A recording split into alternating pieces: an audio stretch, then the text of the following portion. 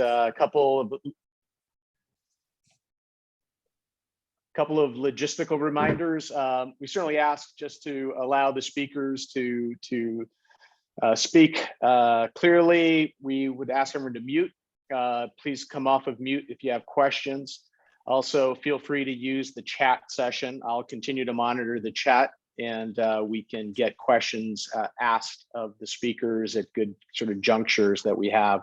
I know His Eminence, as always, has some opening remarks. I'm very excited about tonight.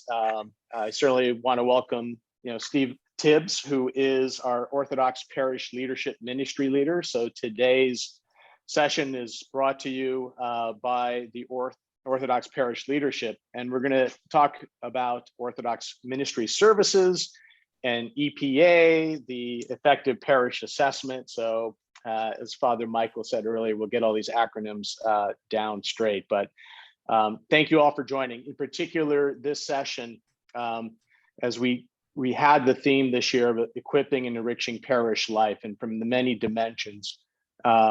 Today's is going to be, I think, very much focused on the parish activities itself, and it'll be a great topic.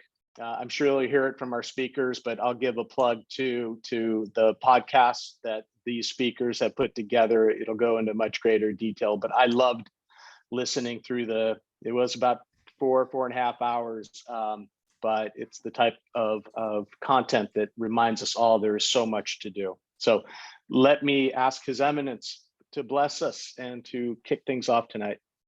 Thank you, Stephen. Thank you, everyone, for being here today. Let us pray.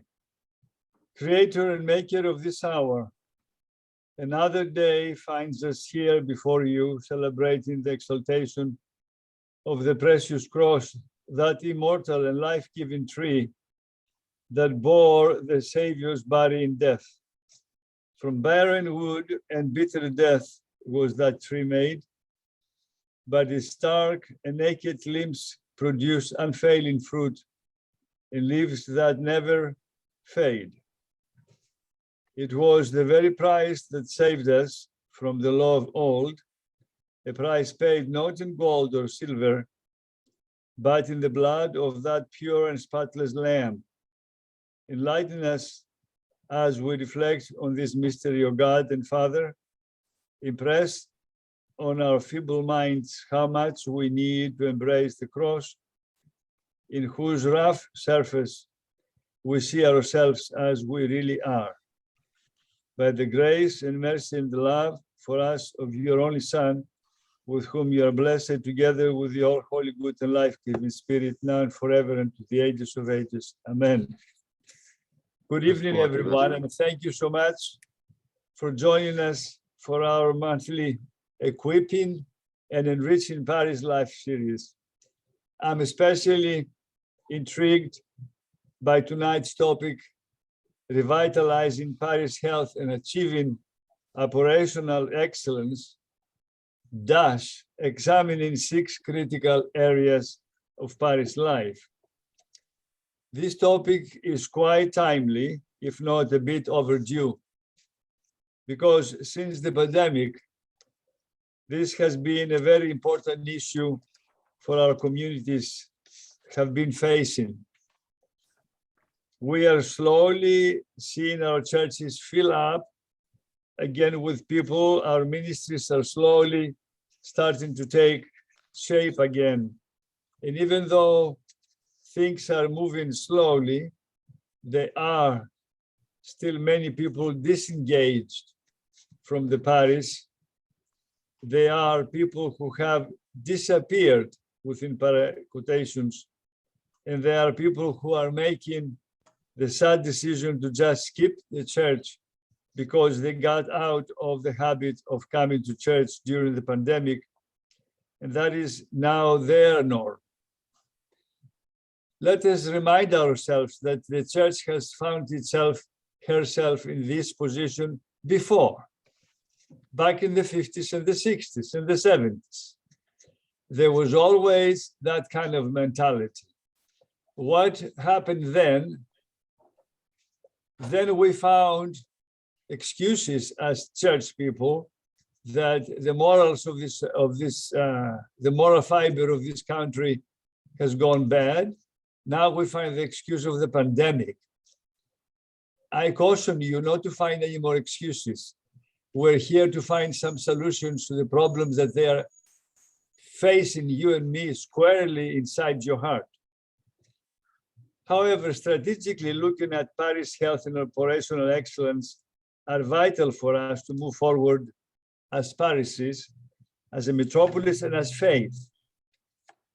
I had a little discussion with my dear friend and collaborator, Mr. Paul Gikas, before we started this Zoom today, about deliverables of our ministries and how they are reflecting not our faith, the faith that they're supposed to affect. Question for us, I think, for this evening and going forward. You will have the opportunity to hear from three people very well versed in this topic. Our own Steve Tibbs, who leads our Metropolis Orthodox Parish Leadership Ministry. Our own Bill Marianis. I'm just taking ownership at this point, Vasily. A good friend to our Metropolis, who has offered time and again so much with our many seminars on stewardship, and another good friend of the church, Mr. Nicholas Chekos, who has led several initiatives within the Orthodox Church and who brings a wealth of knowledge and experience with him. I encourage you to pay careful attention to the information being shared during this seminar, and also take this important message back to your communities. That is important. That travel, that journey, going back to your communities is what makes something different. Otherwise, we're going to be here again, beseeching God to give us some answer why the people don't come to church. Resources are abound. Can we put those resources to good use and implement them for the betterment of our parishes and to bring people closer to God? This is truly the Lord's work, and you are the laborers. Healthy parishes, healthy stewards, healthy clergy, healthy youth. These are all vital to how we can be successful in our ministry. All of this starts with faith. All of this starts with prayer. And all of this starts with the unity of vision, so that together we can infuse energy, vitality, and dedication in all of our work. May God bless us all. Thank you for taking the time to educate ourselves and yourselves in the faith. God bless you. Thank you, Your Eminence. Well, I'm excited to get into the evening and introduce my good friend, ministry colleague, and longtime collaborator, also Steve Tibbs. He will introduce Nick, and we'll give even Bill his own introduction. But Steve, if I can turn it over to you, and then I'll get the presentation going. Thank you, Steve. And you're in control of the slides. So, well, good afternoon. It's nice to see you. Are you going to share slides for the first slide, Steve? There we go.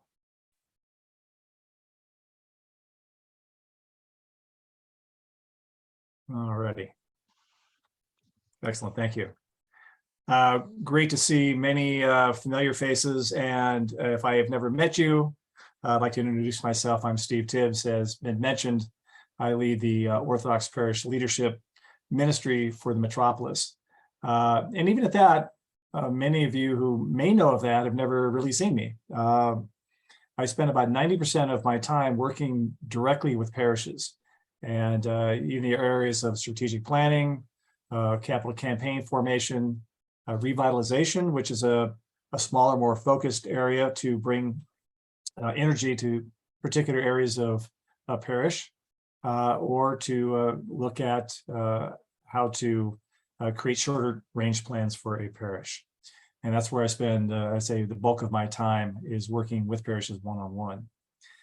Tonight, I want to say we'll be introducing a new framework designed to help Orthodox church parishes, ministries, and organizations transform themselves in order to strengthen the body of Christ. This framework and its related pilot program, which Bill will be going into great detail on, is based on 20 plus years of work with over 500 pan-Orthodox parishes, many of those parishes from our own metropolis. So let me first jump in and introduce the speakers for this evening. The first, Nick Chakos. Many of you may know of Nick. Nick is currently the CEO, Executive Director, and serves on the board of Orthodox Ministry Services. Previously, he served as the Executive Director for Focus North America, and he served multiple roles at the IOCCs. I can't even tell you how many countries Nick has served. Maybe he can share that a little bit later, but to hear his stories are just amazing. He's an adjunct professor of organization development at the University of Pittsburgh Graduate School, and has trained over 250 nonprofit organizations, parishes, dioceses, metropolises in the areas of strategic planning, fundraising, and organizational infrastructure. He's a graduate of the Lilly School of Philanthropy, in addition to holding a BA from Washington and Jefferson College and an MNA from the University of Notre Dame, who was able to eke out a win over Cal this past weekend. So congratulations on that. If there's anybody that does not know Bill, then I don't know where you've been, but as His Eminence says, we have captured him into the metropolis as a true brother. He's the stewardship calling evangelist and the Orthodox why guy. For 36 years, he was a partner in many successful global law firms with over 1,100 lawyers each. He was a managing partner in Atlanta, and his practice areas of corporate law, mergers, and acquisitions. He retired early in order that he could devote his full-time work and ministry for free through his stewardship calling ministry. It's focused to help people and discover and live their stewardship callings so they can have a good account before the awesome judgment seat of Christ. And so to those two speakers, I welcome you and thank you for participating. We're going to hear from two other people as well. We're going to hear from Dimi Sakalarios, the Parish Council President of Reno, where she's going to share some real life stories about what she and Parish Council, under the guidance of Father Karcher, have done in their parish. And then Gary Wallner, who will be participating in the EPA, and we'll be asking him to share his expectations for the program. So with that, we have a very full slate.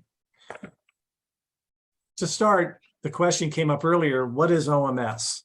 And as you can see from this slide, we have the metropolis of San Francisco, OPL, and then also OMS. So as the CEO of OMS, I think it'd be good to set some context because we will be using that terminology throughout the presentation. So Nick, if you wouldn't mind giving an overview of what OMS is and how it ties into what we're doing here. Yeah, absolutely. So OMS stands for Orthodox Ministry Services. And quite simply, OMS exists to strengthen our parishes and Orthodox organizations and institutions. We all know these days, after a pandemic, after decades, if not centuries, of church disengagement and periods of re-engagement, exactly the way the Metropolitan Anosymos opened this evening's webinar. We all know that specifically at this time, as throughout history, strengthening Christ Church and specifically our parishes really has to be a priority for all of us faithful. And that's what OMS does. OMS transforms and improves Orthodox organizations and parishes and ministries through best practices and services such as strategic planning, fundraising, leadership development, training, and lots of other tools and resources that we have. OMS was really formed as a product of two Orthodox foundations that realized their investments in philanthropy could be better served by making big bets instead of smaller bets. So these foundations used to give a lot of little grants to many organizations every single year. But when we looked at the change that all those grants were, affecting in the church, people started to think and take a step back and say, if we look at the church and change in the church, and specifically the change at the parish level or the ministry level, where can we put larger investment, larger levers to impact change in the church to create effective and lasting change? And so you've seen some of the programs that we've rolled out already. One of them was mentioned today, Effective Christian Ministries. Effective Christian Ministries is a fantastic tool that has been highly successful at helping parishes reshape their youth and young adult ministries. And now we've launched the Effective Parish program, which will help parishes, your parishes in particular, with strategic planning, administration and services, vision casting, all sorts of different things. So OMS is really just a resource that the Orthodox Church has now to help parishes, organizations, and institutions adopt best practices.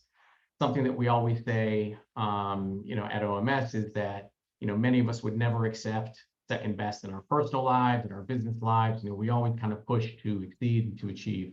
But when it comes to the church, because it's the church, because it's very close to our heart, because it's very, something that's very special to us, we often accept second best or third best, or even, 10th or 11th best.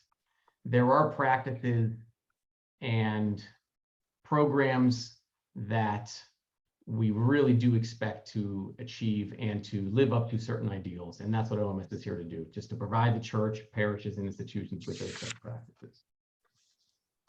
Thank you, Nick. And it's great to, if you will, a partnership, but it's been a real joy working with OMS. I would say I'm a part of OMS. Bill is a part of OMS, and we have collectively worked on the solutions that you're going to see, in addition to a fourth partner, Dr. Mitch Owens from North Carolina, who also sits on the Metropolis Council of Atlanta. So through this, when I say over 500 parishes and organizations, these are all the organizations that have been touched through our work, and then the work of others as well that we've been able to tap into. So it's an emerging solution throughout the United States, and we are focused on, again, supporting parishes, supporting ministries and organizations, and able to help those organizations transform themselves in order to strengthen the body of Christ. And that is our focus. So it's a real pleasure to share with you this new emerging product that we'll be talking about tonight. As Emma shared some context, and I'd like to expand upon that very briefly. The why of why we're doing this. Bill, I'm going to cut in. I'm going to steal the why here for a second. There's BC and AC challenges as I've looked at them. BC is before COVID. We were challenged, our parishes were challenged in a number of ways, really going back quite a few years. The trends within society, the trends within church were not, one would say, going in a positive direction. Looking at some of the facts, 47% of cradle Orthodox have left the church. 64% of young people fall away from church when they leave the home. And on any given Sunday, about 21% of Greek Orthodox Christians regularly attend church. So these are real challenges that we had before and are still there today. If we look at the next slide, you can see some additional information. Next slide. Are we in the next slide?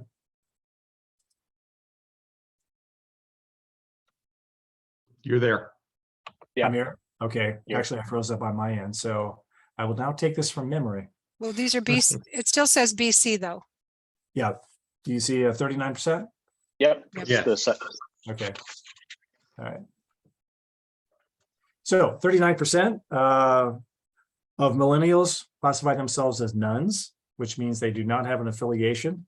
And really important, this just came out from the Gallup organization a month ago.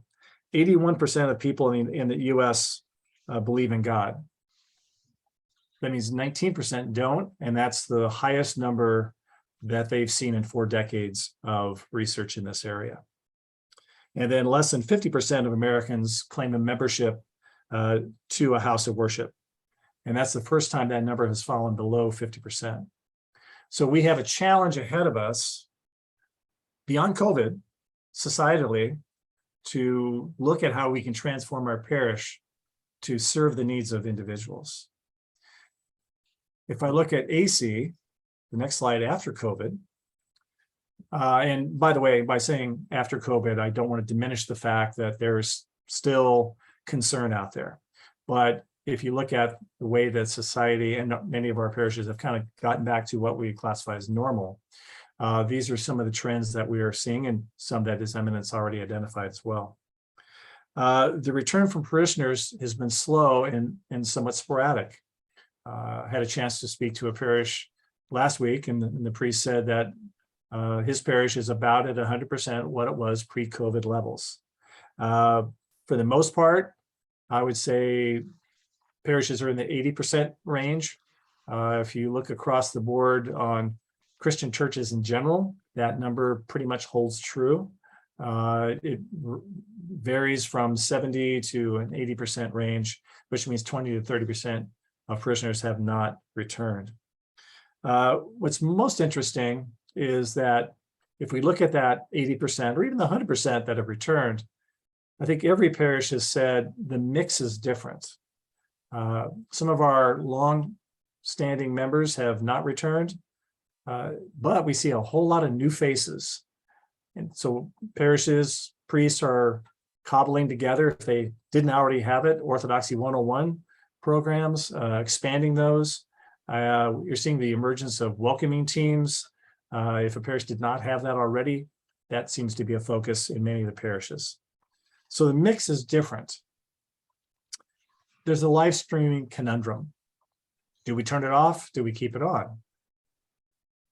Many individuals identify the benefit of new faces as people who have had the opportunity to become familiar with the Orthodox Church, to know what goes inside that big building, and feel less apprehensive about joining on any given Sunday.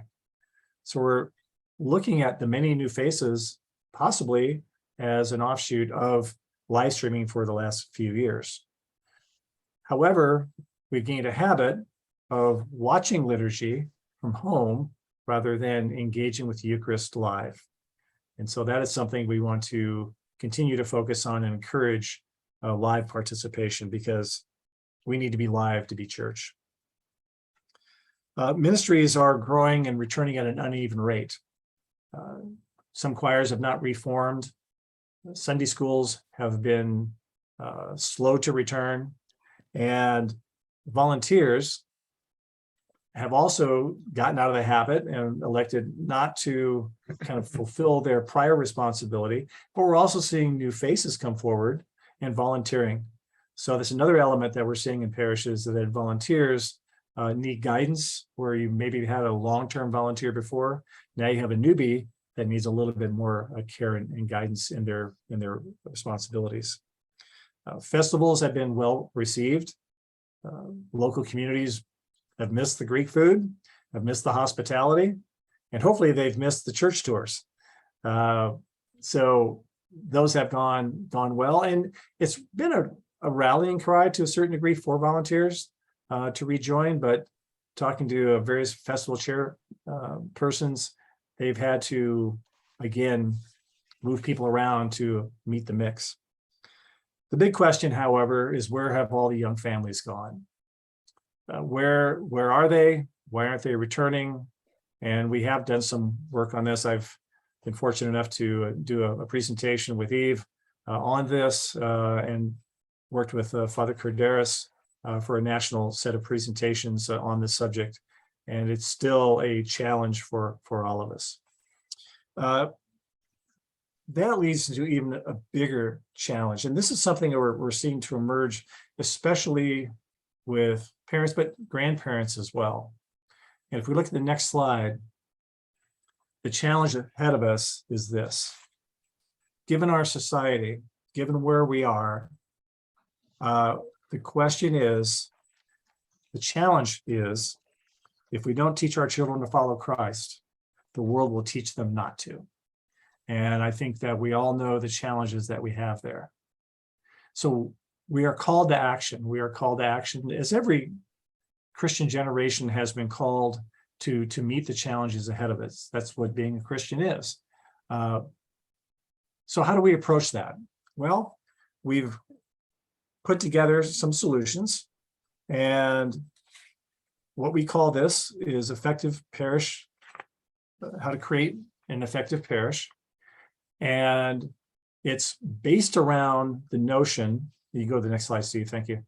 It's based around this notion that if you look at all these elements, our parishes are off kilter a little bit, not from our worship, not from our beliefs in God, not from our ethos, those are solid.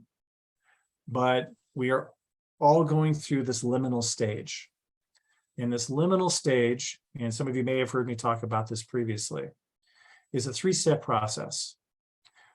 The first step is separation. Well, for 2 years, we were separated from our ministries, separated from fellowship in many different ways. And so everything changed. Our orientation changed. We began to, if you will, watch or worship at home online. But we moved into this liminal stage where I think many of our parishes are today, which is this disoriented opportunity. If you look at our church schools, if you look at choirs, you look at other ministries, we're not quite sure how to reconstruct and get back to where we need to be. So we have to look at a new orientation. Now, some parishes are into that new reorientation phase, but one of the challenges behind this is this notion of status quo, that what we want is what we had. But what we're seeing with the changes in society and our parishioners' needs, what we had won't work.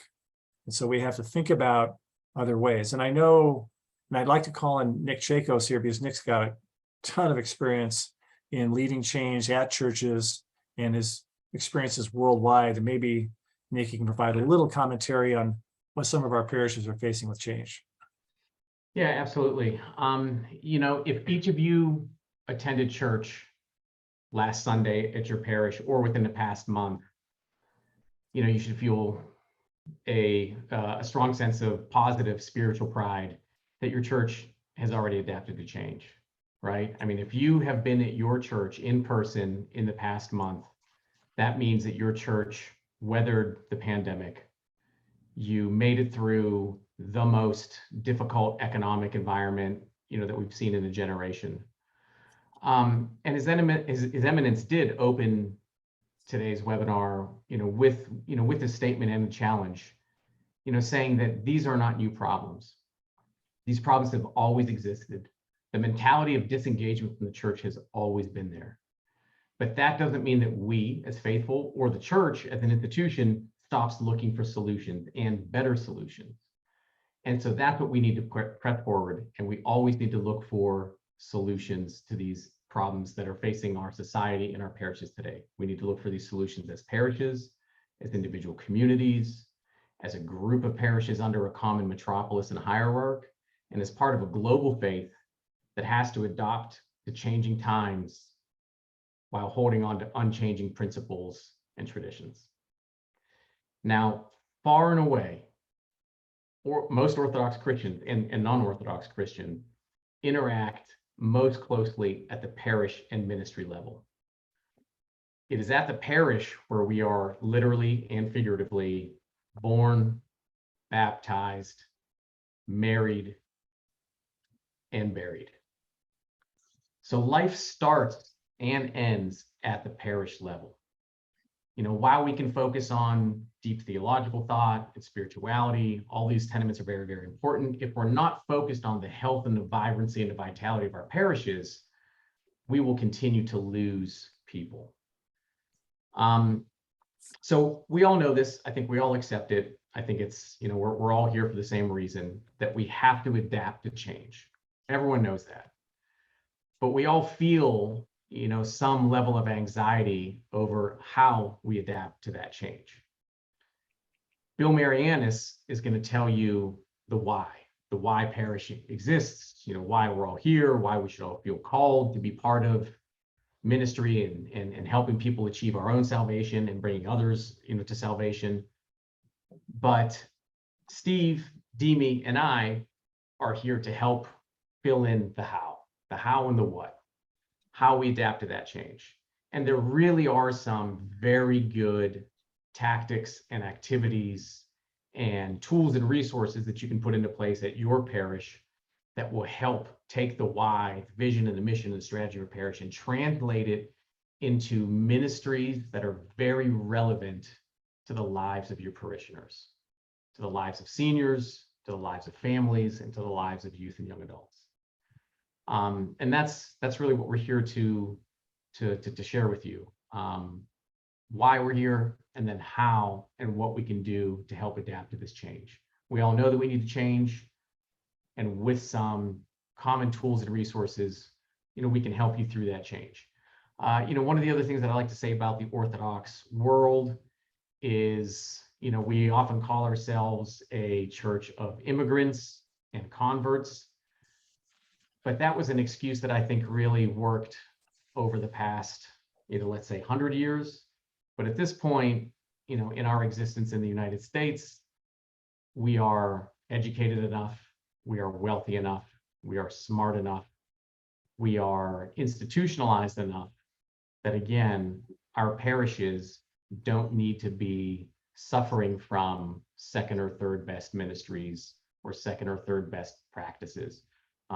They're out there. OMS has a phenomenal resource and repository of information, that we can share with your parishes and just offer resources to you to help you not only adapt to the change, but develop effective parishes and ministries to, that will really speak to the relevance in all the lives of your faithful.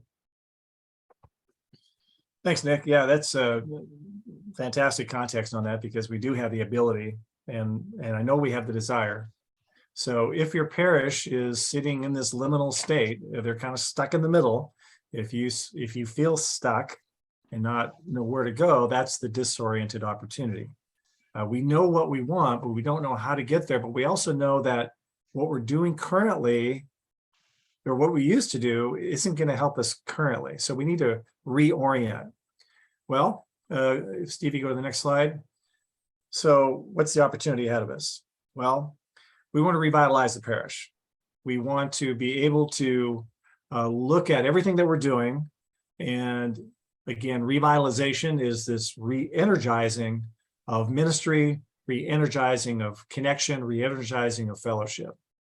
Step one in any revitalization plan is understanding your current condition and understanding your current condition of the parish's health and effectiveness. If you're going to go to a physician and said, I'm not feeling well, they're going to run tests.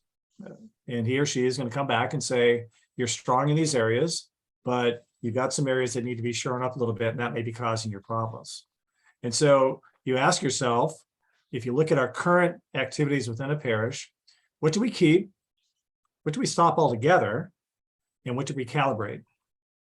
Those of you that ever pruned a tree know that you have to take off the dead limbs, if you will, to help the health of the parish, or the health of the tree.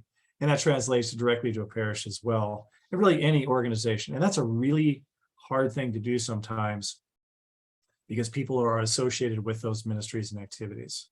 But we have a proposal, we have a viewpoint, and this brings in Mr. Marianas. Bill is going to take us through the effective parish work that we're doing, share with you the elements of that, and also give you a glimpse into a pilot program that is currently emerging.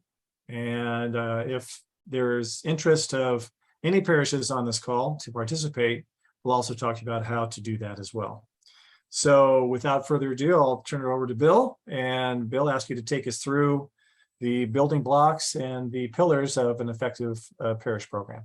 Fantastic. Thank you, Steve. Before we go back one more slide, go back to the previous slide. I want to set a stage here, folks. So please fasten your seatbelts or turn your seat backs and tray tables to the locked and upright position, because we're fixing to go on a wild ride very quickly.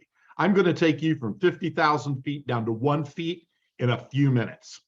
At 50,000 feet, to Nick's point, to Steve's point, to His Eminence's point, there's really only one thing that we have to focus on. And that is our churches, our Holy Orthodox churches, are to bring us closer to Christ. That's what they're there to do. And they're fundamentally, to do that, there is a liturgical process, there's a sacramental process, there is actually the services themselves that are at its core. That's at the top. At the very bottom is the individual, each and every one of us who are on our own journey towards theosis, on our own journey towards bringing closer to Christ, who all each have to go through that process so that we can eventually get to the point of theosis. And so as we try to stay focused on how does the church help us bring us closer to Christ and bring us closer to each other, there's this part in the middle. And that's the part that we're focusing on. That's the operational elements. We're not talking about the liturgical and spiritual elements. We're not talking about the personal elements. Tonight, we're going to focus your attention very vigorously on those operational elements. Now, let's pretend you wanted to build the most successful, let's say, a college football team. You would go to the national championships, which just happens to be the University of Georgia. No pride there, folks. And you go to Kirby Smart, you'd say, Kirby, what do I need to do to build a national championship team? And what Kirby Smart would do for you, in fact, what any good coach would do for you, is they would start at the bottom. They would start at the 1 foot marker and say, okay, what are the very specific things that we need to do with extraordinary excellence and consistently in order to eventually achieve that national championship or whatever your particular objective is? And that's exactly the process that Steve alluded to, that Nick mentioned, that Orthodox Ministry Services has gone around. While you all were having all the other challenges of COVID, we spent this time period combining all of the research, all the research, all the resources, all the efforts, all the information that we could gather, both within the orthosphere, the well over 500 parishes that we've worked on, as well as even outside within the Christian church environment, and said, what are those fundamental building blocks? Because what we were tired of, and in fact, what I would submit you're tired of, is seeing the same problems over and over and over again, and not being able to A, diagnose them, and B, then develop the cure, the cure that will eventually direct them. So now we can go to the next slide, because what we found out was that there were 30 building blocks. Those are all the things that you see in black covered with led by a cross. They are 30 individual elements of an operational nature that need to be optimized to excellence in your parish in order for your parish to be the most effective it can be operationally and the healthiest that it can be.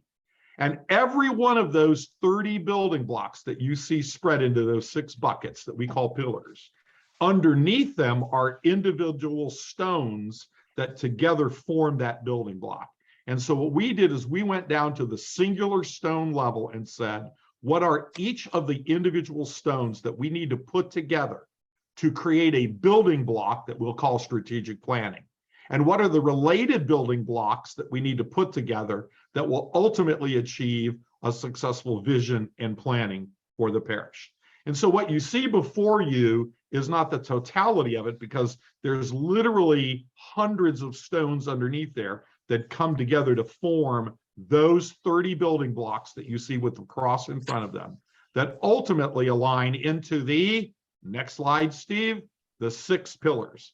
And this is what we really try to focus on. What we have identified is that there are 6 large areas that actually have to be organized to excellence in your parish in order for you to have the healthiest and most effective operational parish. There has to be clarity of vision and planning. And the starting point for that you heard us talk about over and over again is a clear consensus understanding of why does our parish exist? What is the fundamental purpose for which we exist? What is our mission, the thing we do? What's our vision, where we're going? What are the values, the decisions that we use to make? So vision and planning and the elements, the building blocks underneath that form one of the 6 pillars. The second one is leadership and teams. We know that on the operational side of the house, you know, I jokingly say that the 13th Amendment to the Constitution freed the slaves and the church volunteers. Most of the people that work in church world are not paid staff people. They are volunteers. And they are gifted by God with their own unique talents, skills, and abilities, their own individual whys, but they must be organized and brought together to serve the greater purpose that we're trying to accomplish in our parish. And in order to do that, it requires unique elements of leadership and a unique organization of teams, and that's the second pillar. The third pillar is really focusing everybody on the notion of generosity. All the gifts that you've been given have not been given for your greater glory. They've been given for God's greater glory. And they've been given so that you can use them and revitalize them and repurpose them and effectively deploy them in your parish communities to bring people closer to God and each other. So there are a series of things, and y'all have probably heard me yap on and on and on about stewardship and generosity. So we don't need to get into that right now, but recognize that there are a bunch of building blocks underneath there. As we continue around the horn of the dome of the church, you'll see that parishioner engagement is a key message point that Steve and Nick have been talking about throughout this time period. In other words, it's not just enough to say that we've got individual parishioners that are members of our body of our church, but they actually have to be engaged in the church. Now, they have to be engaged in multiple dimensions. They have to be engaged liturgically, they have to be engaged sacramentally, and of course, they have to be engaged in ministries. And what that fourth pillar is all focused on are what are the building blocks that we need to have you execute with excellence so that you can get higher levels of parishioner engagement. The fifth pillar is, of course, the ministries, because that's where the rubber meets the road. That is in what they will be engaged, other than obviously in the liturgical and sacramental life of the church.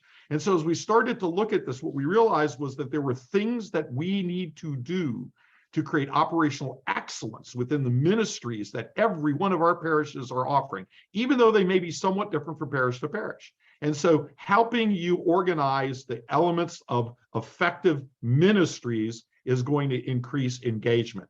And then ultimately, at the end of the day, all of this is really organized around this generic notion of operational effectiveness. It's just the things that you have to do to make sure that the doors are open, that the opportunity is there, that the services are available. All of the things, those kinds of technical things. COVID caused you to realize all of the deficiencies you had in your technology platforms. Every technology deficiency you had was laid bare during the COVID period. Why wait until we have a crisis rather than be proactive and identify those areas of operational excellence? So if you step back up, what you start to realize is there is a critical why of the church to bring people closer to Christ and each other.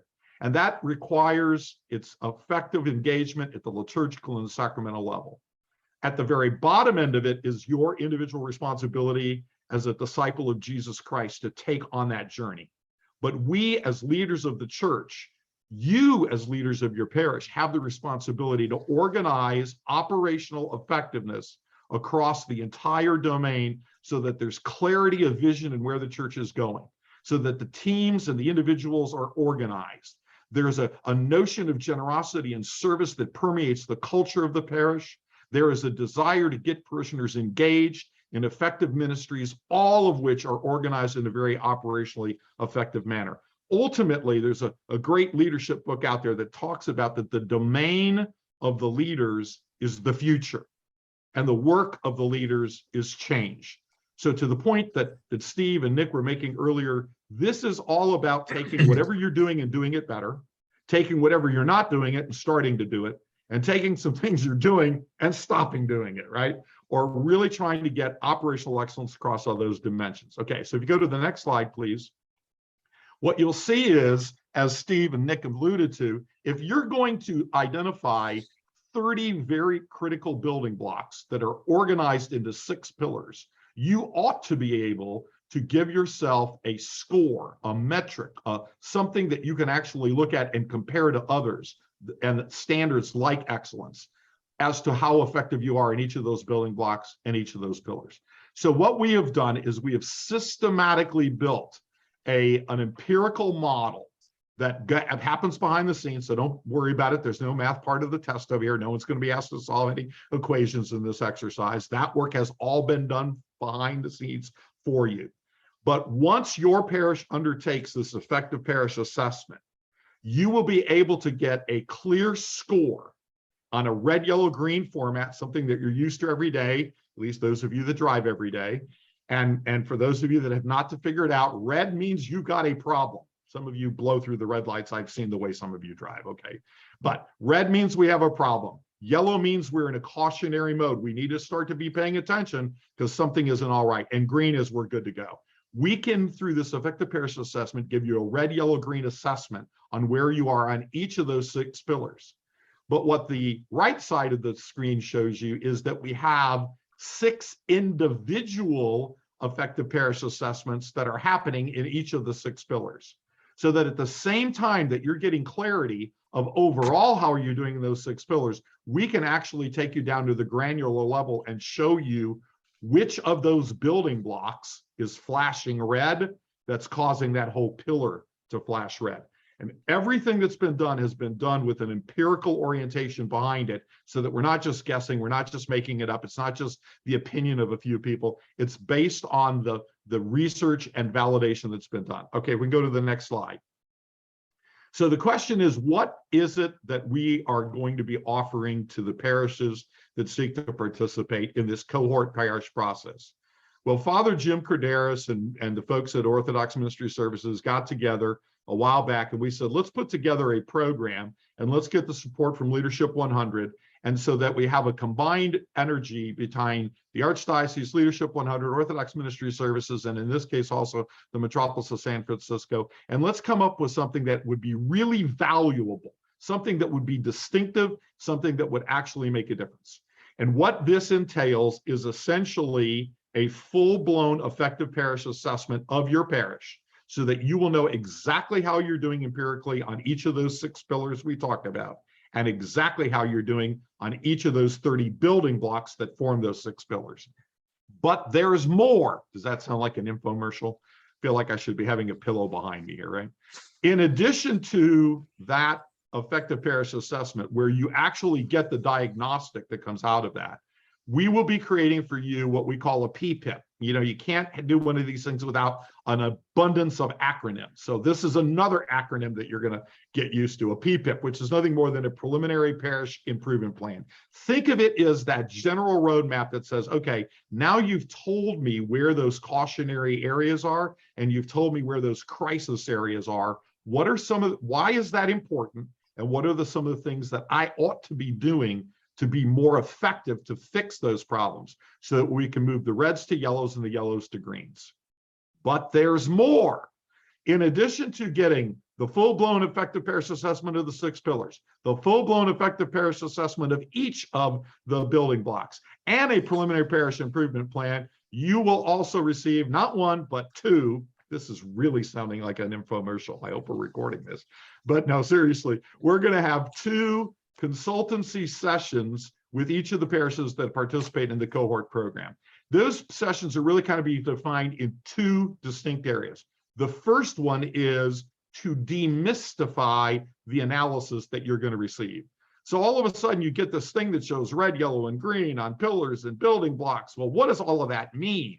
And the effective parish assessment first presentation is going to be to walk your parish leadership through understanding exactly what is happening, not just generically across the orthosphere, but at your particular parish.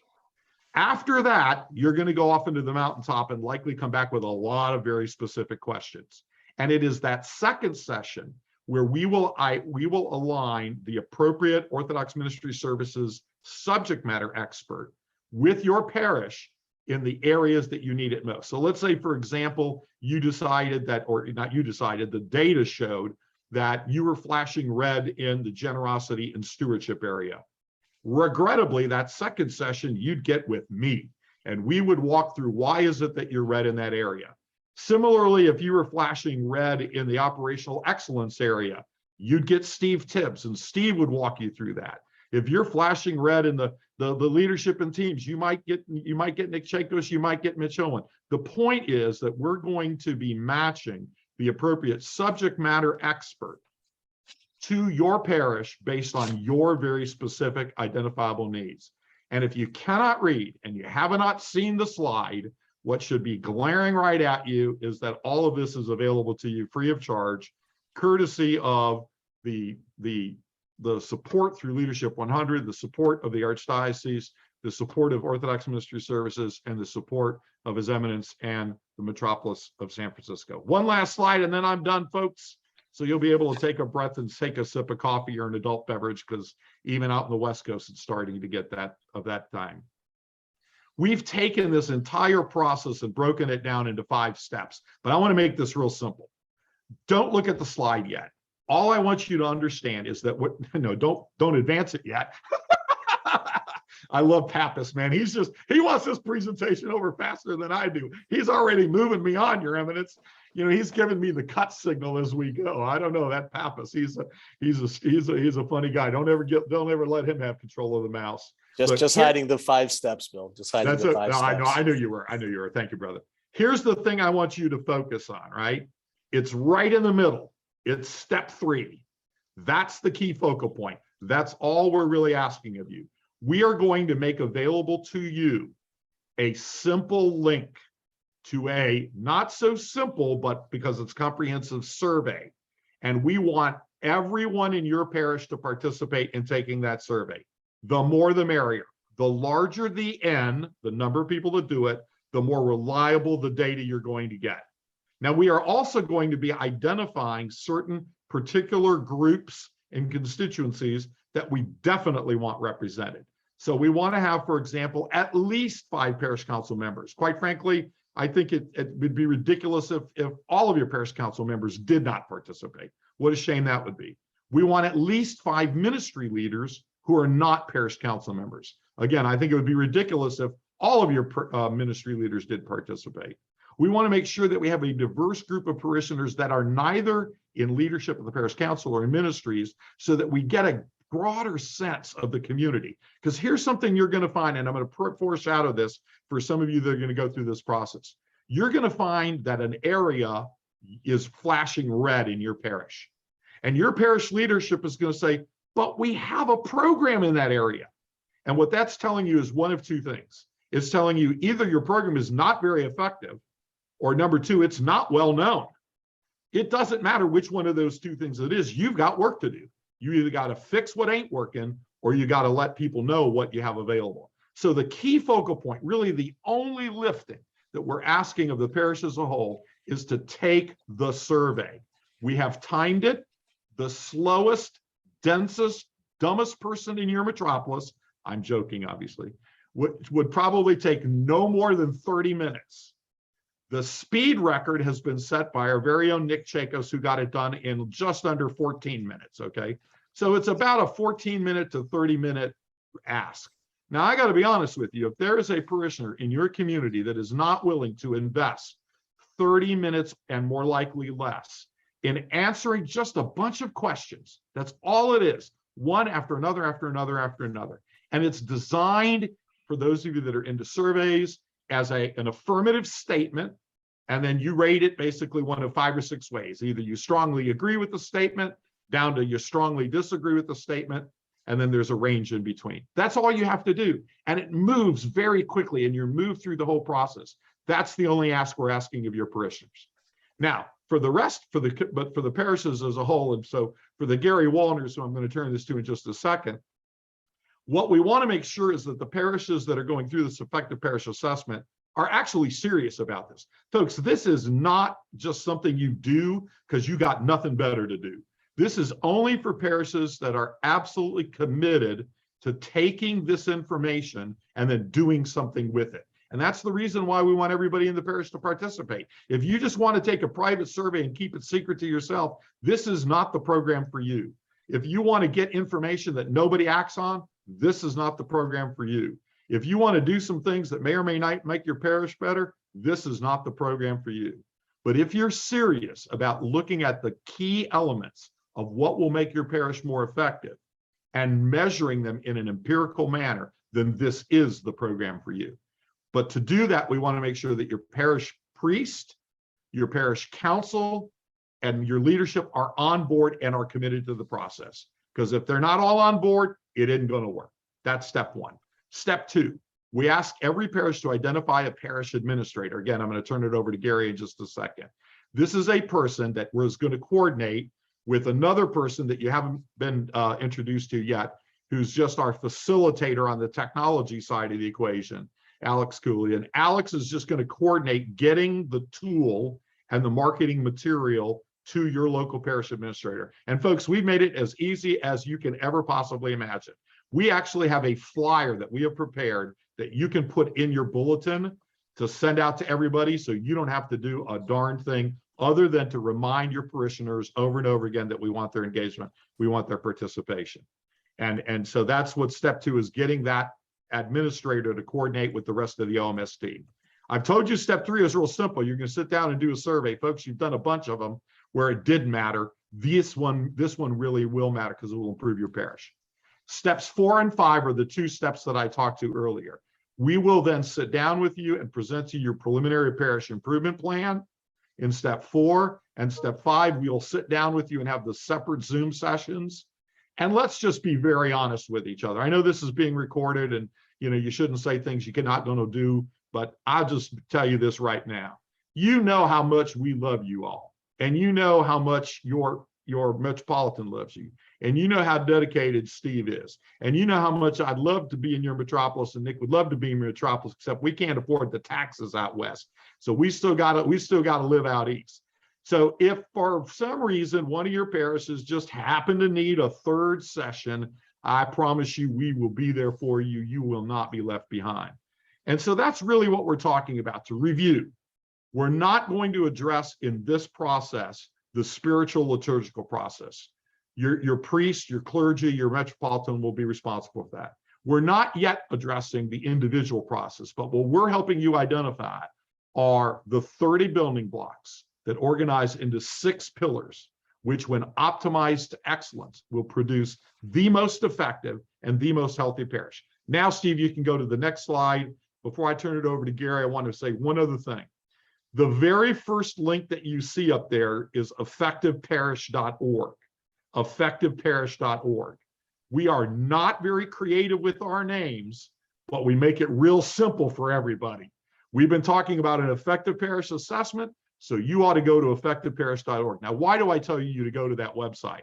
Because everything that we've talked about here in this regard is covered there, including a very short PowerPoint, including an invitational letter. But here's the reason why I point that out.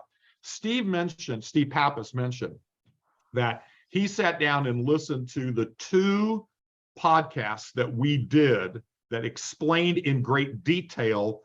We broke down all the 30 building blocks and we went into some detail. And Steve Tibbs and Nick Chakos and our partner Mitch Owen and I spent 2 different sessions going through that. You can find links to those podcasts right on the effectiveparish.org website. So, well, look at that, man. This Pappas, I'll tell you what, he's quick on the trigger over here, but he's doing it. So that's effectiveparish.org. And Steve, if you're controlling this, if you'll click on the GOA EPAP page at the top, I'm sorry. Yeah, that's fine. That'll work too. If you look at right there, you'll see a little invitation letter. You'll see this little PowerPoint deck that I just gave you right here. And then you'll see a little bit, the 3rd document is a memo that describes what we're talking about. Now scroll up just a little bit and you will find the links to the 2 podcasts that we did.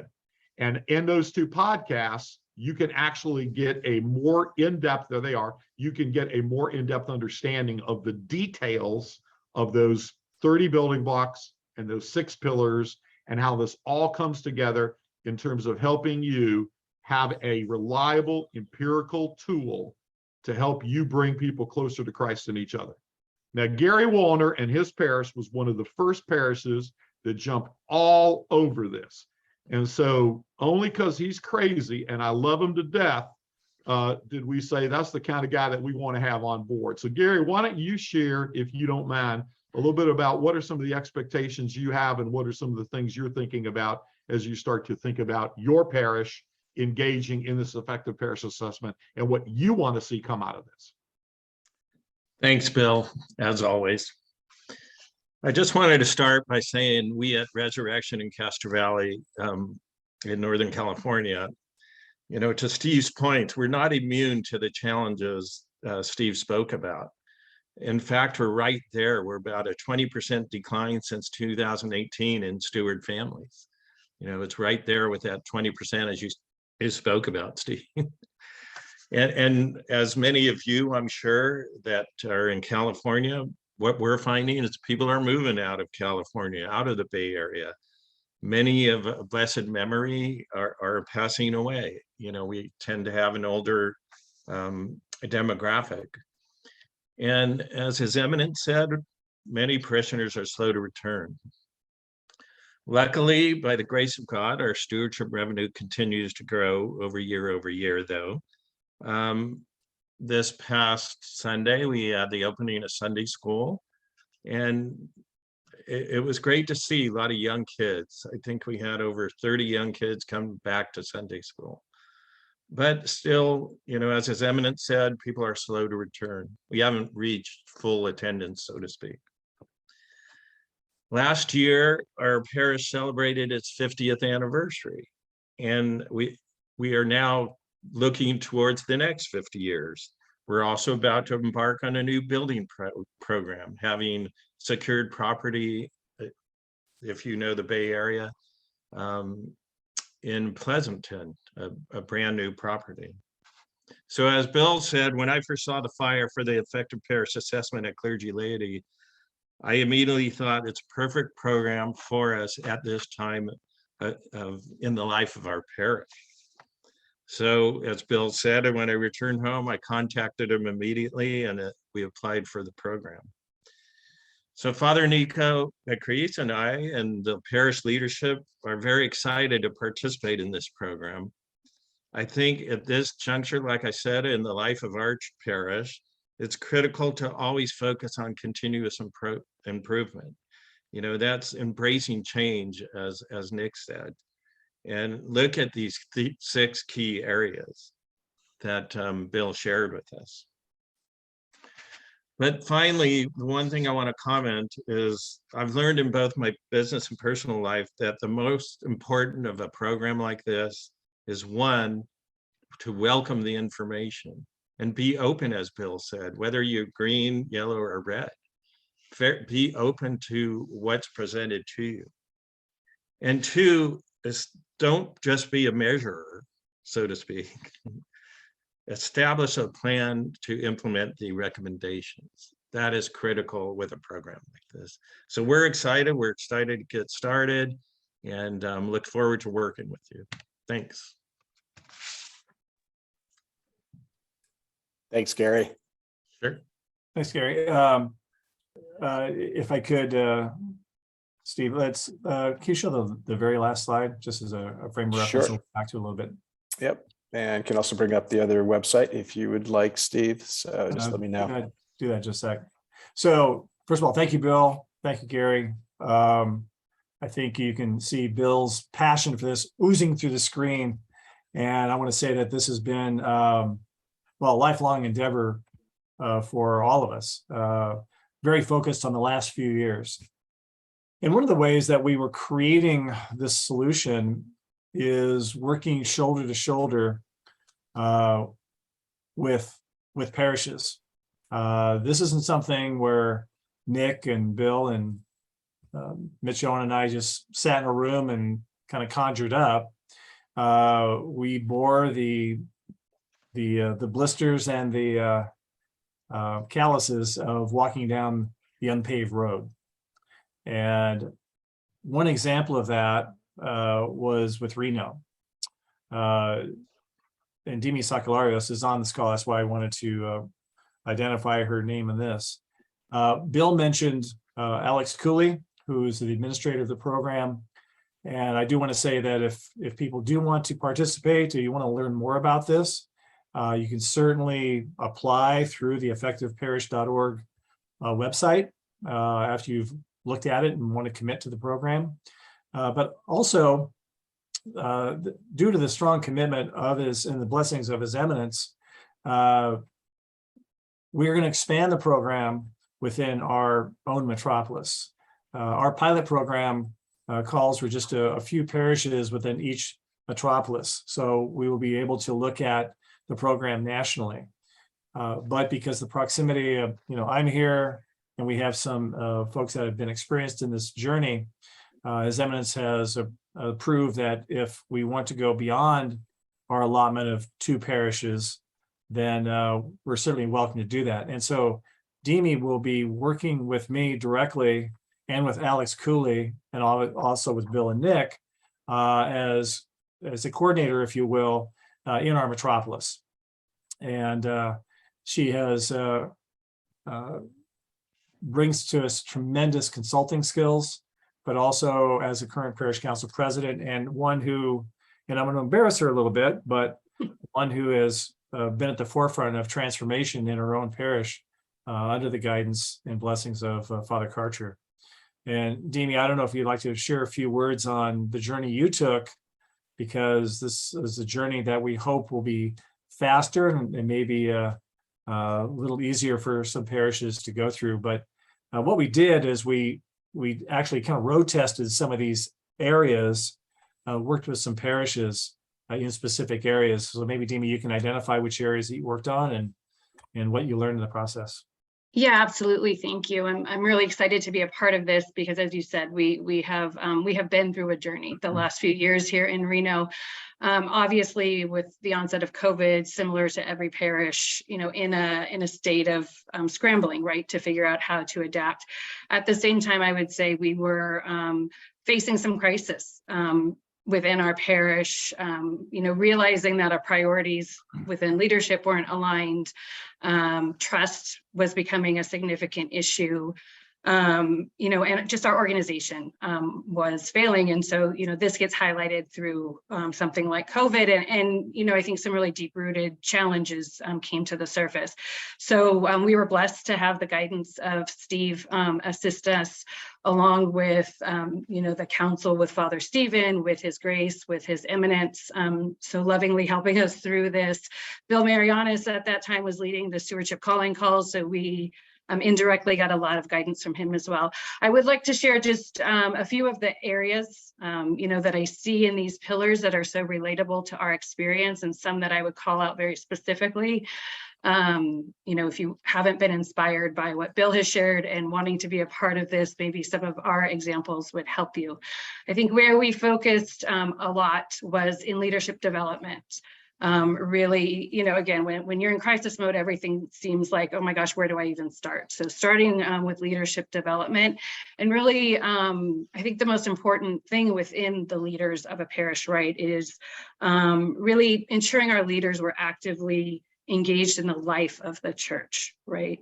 So that was a big focus for us as we were working through all of our challenges and making sure as leaders we were committed to ensuring that our priority was church, right? Not about getting the perfect financial statement or having the best results on all of our things, but really staying focused through our challenges on church and seeing all of our leaders come together. I think that bonded us in a way that helped us sort through other challenges. And also that recognition of Christian leadership, right? Leadership within the church does have differences than professional leadership, right? So some of the situations we were faced with, maybe wanting to revert to some of that professional, like, oh my, style we have, right? This is unacceptable. Let's remove the situation and move forward, right? But really learning and growing and leading in love. And forgiveness and finding common ground in church. So I'd say that that pillar and that element was probably the most important for us throughout in all of our challenges. The next thing we worked on was operational effectiveness.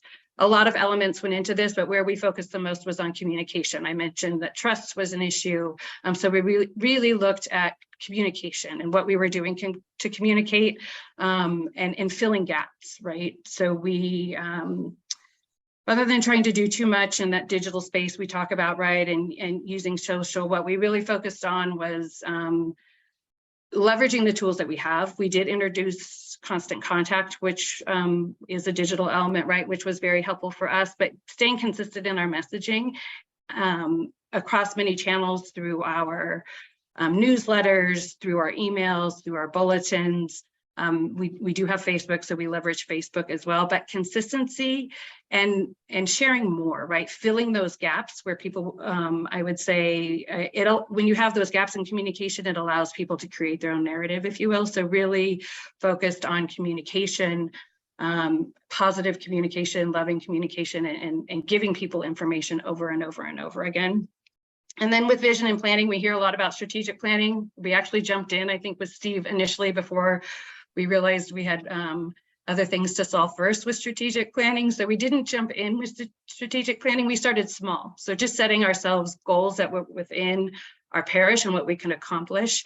Again, through communication, making sure those goals were known, and following through and being honest if we didn't meet a goal, explaining why, etc. So it's that combination of setting goals and just kind of getting through our challenges at the time, and building a foundation of trust, awareness, and really still focusing on that leadership.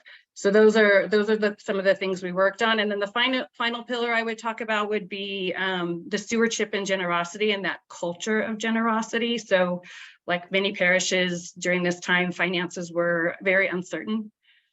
So we kind of pulled together these elements of leadership, communication, setting goals, and planning. We created a fundraising effort. We called it Faith and Light. If some of you may have heard of that, I think I've presented about that before, to help close our gap from not having a festival and some of the other financial impacts we were having. Again, back to setting goals, being consistent with communicating, we were able to achieve that goal and put a lot of focus on stewardship, and helping people understand really through communication, you hear that a lot from me, about what it really takes to sustain our parish.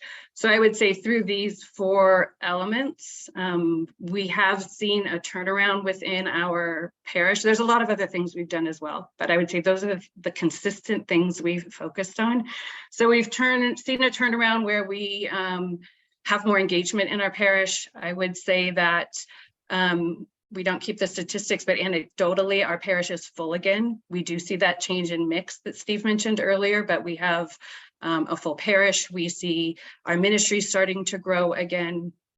And we see, I think, the stewardship and that culture of generosity coming through as well. So our stewardship has grown about 30% over the last 2 years. And I would say one of the things for us that's an indicator of the culture and the health coming back is the finance has grown 30%, but our parishioner numbers are about the same because of the changes over the years. So we're seeing the same number of parishioners, but giving more, being more generous to the support of our church. So I would say that's something.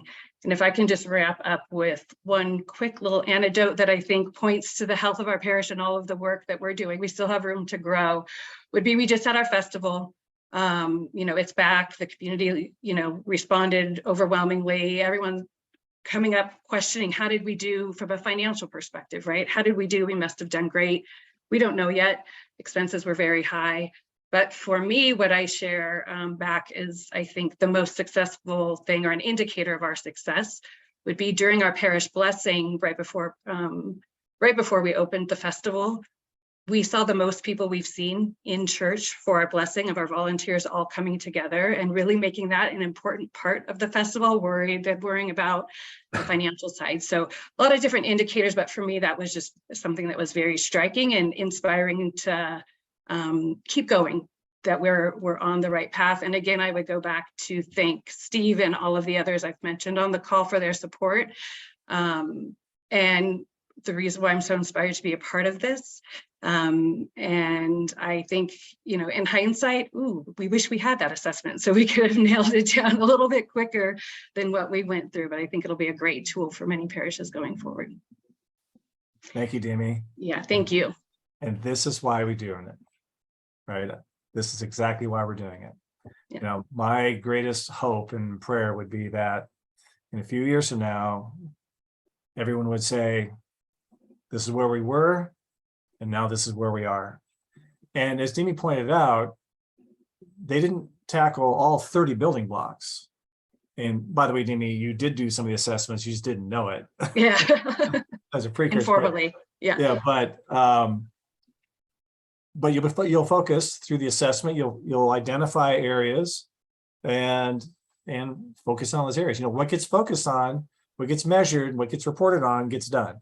And we believe in that. But again, this isn't all about us. This is about praying for guidance, opening our minds, allowing the Holy Spirit to guide our efforts. And we are just here to provide some tools for great leadership within our parishes, to support our clergy so they can work at that individual level to bring people to salvation. And that's why we're doing this. So I pray that we will have the opportunity to hear more stories like this as we go through, because that's exactly why we're doing it. And again, not for our own self gratification. There is one last thing now, Steve, if you could bring up the last slide that you've all taken a glimpse at, and that is back to OMS. I do want to reference a website here, orthodoxministry.org. I think Steve said it out in the chat as well. You know, this is kind of a bit of a dormant website that's out there. And before we go to that, though, I do want to draw attention to, here's my email address, here's Demi's and Bill's as well. He mentioned Alex Cooley, who, if you go through the Parish Effective Org application process, that will reach Alex. But if you have any questions about this, feel free to contact any of us. We'll be more than happy to talk to you about the program, answer any questions that you have afterwards as well. So again, this is a pilot, so we are looking for early adopters. Just to let you know, we have 4 parishes in our metropolis that are all signed up and ready to go. And we have 2 more that are in the late stage of pondering. But you know, we want to be able to support you in this early stage as well. Now, it is a pilot, which means that we're going to, you know, some wires may not be connected. We're still learning in the process. But if you'd like to get the process going in your parish, you certainly can. The last area is, like, I apologize, Steve, I'm bouncing you back here. If we can go to— Do you want to go to the website, or? Yeah, if we can go to the website, that'd be great. Yep. So Steve's going to bring up the Orthodox Ministries website. And just to let you know, this is an active website. And it's full of materials. Now, what I'm showing you is a very early version. We have just contracted with a web designer who is going to change the look and feel and make it consistent with what we're doing in some other areas. But it has a great degree of richness on all these different topics. There's reference materials. Many of you know or have heard of Anthony Scott. Anthony's currently a parishioner in Novato at Nativity of Christ Church. And, you know, Anthony was a well-known consultant and fundraiser throughout the Orthodox sphere. And he has since retired, but through an arrangement with OMS, he has shared all of his materials with OMS, and they're to be used freely through OMS. So here, maybe you can just click on strategic planning, for example, Steve, and see what's there. So there's a variety of articles, and you know, if you just want to see some things, get some food for thought, some ideas, kind of break through some stuck areas you might have. This also is out there, but I'm going to point it out. Nick, I saw as CEO of OMS, I should probably leave this to you, but is there any commentary that you'd like to provide on this before we move on? No, just the fact that, you know, again, this is the product of years of expertise, you know, working with hundreds of parishes. And this is not something that we are, you know, selling to you or trying to push upon you. This is something that, you know, we are willing to do walking alongside of you. Steve, Bill, Demi, and I, and everyone else at OMS, we all serve on our own parish councils. I think all of us serve on our metropolis councils. I know I serve on my metropolis council. We're all very active in the archdiocese. So, you know, these aren't things that we're just trying to tell you in terms of, you know, expert guidance that you should follow. I mean, we are walking alongside with you in our own parishes and our own metropolises, and we believe in this as much as you do. So, what you see on the website is really just basic reading material that you can, you look through and take for your own edification. But really, I mean, we're here to help you, to help our parishes, again, all for the glory of God, all for our own, as Bill said so well, theosis, but really just to engage more people in the healthy vitality of our parishes. Thanks, Nick. Yeah, this is a great resource. I mean, again, if you're just stuck, you want to kind of do some reading on some things, very good. You can download a lot of these things as well and use them in your parish. So again, I'm with, anxiously awaiting the new look. We just started that process, so it might take a little bit, but it'll look different in the future. But for right now, I just thought there's a wealth of information, and that's my role with the metropolis. Is I'm going to try to bring as many resources as I can to the parishes. Again, I work most of the time directly with a parish having a challenge, like Demi mentioned, I'm working directly with Reno or other parishes, but also wanted to make you aware of this resource as well. And with that, I do want to thank Nick for joining us. Bill, always. In fact, I have a feeling I should say, Bill, thank you for allowing me to attend this series that you're so integral on, but certainly Steve Pappas as well. Thank you for chairing this. And of course, Your Eminence, thank you for blessing this endeavor. And Gary, Demi, I look forward to working with you very closely as we go through this. So with that, Steve, I think I turn it back to you. Sure. Thank you, Steve. And I know if we've just got a few minutes, just to remind everyone, this is being recorded, and I have to just share some of my own thoughts as I've gone through this effective parish assessment, but more important, leadership. This evening, we're a big group, but we're not that big either. We're only representing a fraction of the parishes in our metropolis. And I really view this group, as part of this 2-year journey we've had over the 2 ecclesiastical years, starting with Bill's 5-part series a couple of years ago. But the synthesis of bringing everything together on, I think, everything we've talked about in the last 2 years is included within these 30 building blocks. And it's just a wonderful way to get our clergy, our lay leadership to sit down. It's such an incredibly vital time right now in all of our parishes, and sit down. So I hope you'll all serve as evangelists to go back to your parishes, share with them what you've learned tonight. Bring those parish council members, the ministry leaders, if clergy wasn't in attendance, because I think this is something that I really value in OMS, and Nick and Bill and Steve and Mitch, kind of bringing it all together in one place. There's not a parish out there in the metropolis or the archdiocese for that matter that won't find this of tremendous value. I did want to turn it back to the Metropolitan, but before we do that, we didn't have any questions. Maybe can field one question or two if anyone has anything. I know Bill Navridis was asking Bill Marianis real quick on the participant survey. Is it anonymous, or do people identify themselves? Great question. Thank you for asking, Bill. It's going to be fully anonymous with the exception of your answer. We want to know exactly what you're saying because we're going to target you. Now, this is a really, really important point, and we want to be very clear from the outset.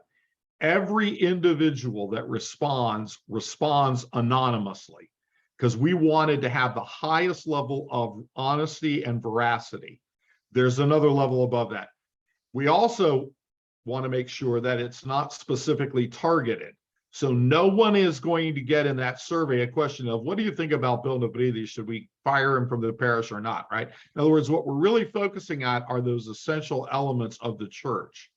And what this is really all focused on is giving you the most reliable and valuable and usable information. So as everybody has said, you do something with it, not that it sits on the shelf, but absolutely, we want full confidentiality associated with that.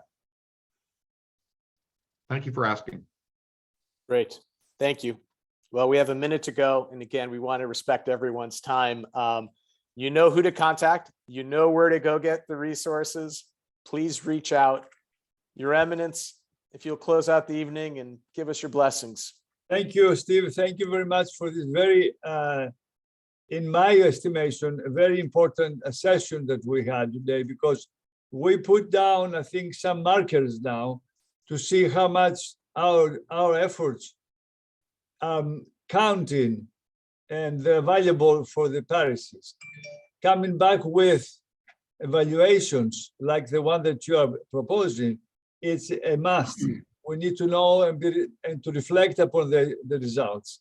So thanks to you, Steve, to my brother, Bill Marianis, to Steve Tibbs, and to Demi, to Nico, and to Gary. And especially thanks to all my brother priests who are here today, and also especially Father Jim Cordaris, who's always faithfully attending these meetings. Thank you so much, and may God bless us all. Let us pray. Eternal God and Father of our Lord and Savior Jesus Christ, in the presence of your holy cross, we bless this evening that gathers us before you. Now that we have furthered our earthly needs during the day that has passed and borne the crosses brought to us by life, further in us the work of your grace, so that we may become the useful servants of your word. As we celebrate and honor the holy and life-giving cross of your Son, we ask you to help us let go of all the desires that paralyze our hearts, so that we who are only mortal may continue our way to immortality, becoming one with you even in this world. By the mercies and compassion and love for us of your only Son, with whom you are blessed, together with your holy, good, and life-giving Spirit, now and forever, and to the ages of ages. Amen. God bless you all. Have a wonderful evening. Thank you very much for a very inspiring session, all of you. God bless us all. Thank you. Thank you, Steve. Thank you. Take Thank care. you. Thanks, Stu.